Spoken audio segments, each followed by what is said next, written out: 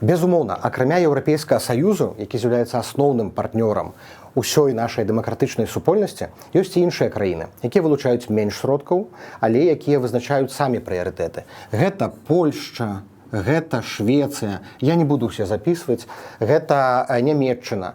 І кожная з гэтых краінаў вызначае, напрыклад, Нямецчына хоча падтрымаць больш праваабарончы сектар. І яны вылучаюць сродкі на збор доказаў злачынстваў ці падтрымку рэпрэсаваных. Польшча падтрымлівае як медыі, так і грамадзянскую супольнасць. Швецыя, якая зараз павялічыла падтрымку, яны робяць вялікі ўпор на медыі і адукацыю, каб беларускія студэнты маглі вучыцца за мяжой, атрымліваць стажыроўкі, павышаць кваліфікацыю.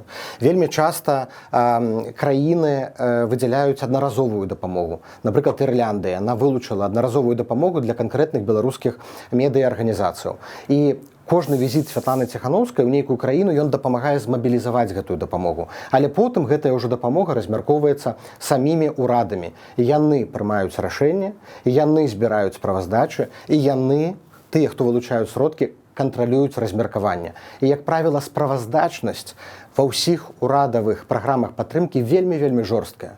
Лічаць кожны цэнт, кожную капейку.